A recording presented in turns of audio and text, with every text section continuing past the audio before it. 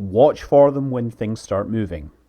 Okay, so now the video is playing at 1/4 speed, and the cable to watch is the one in the middle, the lower one with the black strap around it. Now, you'll see it's lost a lot of paint. That is because the cables have been snapping, the wires have been snapping inside the cable, and every time they do that, they just knock the paint off the exterior.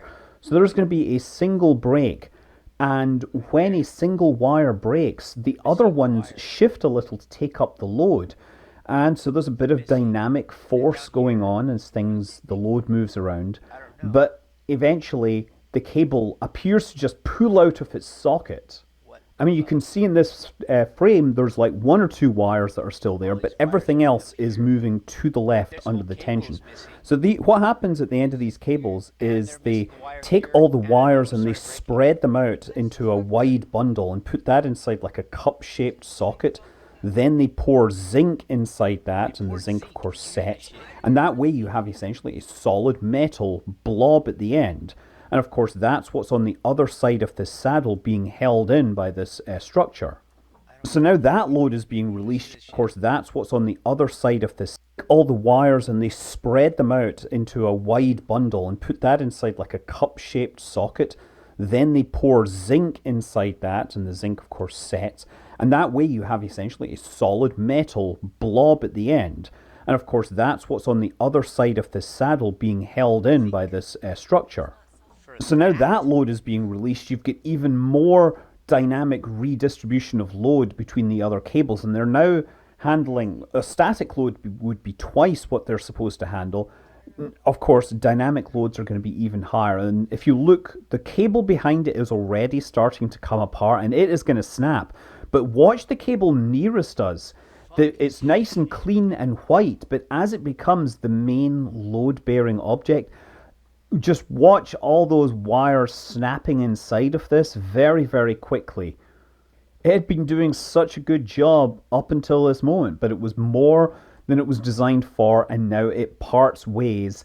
And at this point, all the main cables have snapped, and the platform is beginning to fall down under the force of gravity. You can also notice, by the way, the previously broken cable, the socket has now been pushed out the other side, and those cables that were sticking up over the top are now falling away down the back.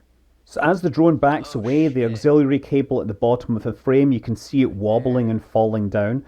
The cable at the top is still trying to support the waveguide and the catwalk, but that is going to end up getting hit, and so it snaps, and you'll see a wave go into it. Now, it looks like it snaps from both ends because of a shock hitting that cable. And that force is basically coming from the destruction of the catwalk. You can see it at the top, sort of in the curving across. The cables from the platform are smashing through that and pulling the cable free. So all that cabling is now falling towards the dish, and you'll see the scars that it makes in the dish as it hits the surface. But also watch carefully on the left side. You can see the top 2 segments of the tower. I believe that is like 150 feet, 45 meters worth of reinforced concrete falling down. And equally, as it pans across, you can see a smaller chunk of tower number 12 falling down. So anyway, I think that's all the important things to see from the drone footage. Let's switch over to the GoPro footage from the control room. So again, I'm going to run this at 1/4 speed. So looking at the triangular platform, you've got the curved azimuth arm hanging underneath it, and that runs on a circular rail. Now, as the platform begins to fall and get pulled sideways by the cable tension, this basically jumps off its rails and begins to fall down. But it also does it with such aggression that if you watch as it fades below the bottom, it actually starts to bend and break. Simultaneously, you can see the support cables for the platform just smashing through the catwalk and the waveguide. And of course, that's the force that causes the final cable to snap on the distant tower. The distant tower now begins to fall over because it has all the tension on those backstay cables that are used to keep the tower solid. Also, now Tower 12 comes down, and you can get an idea for the scale.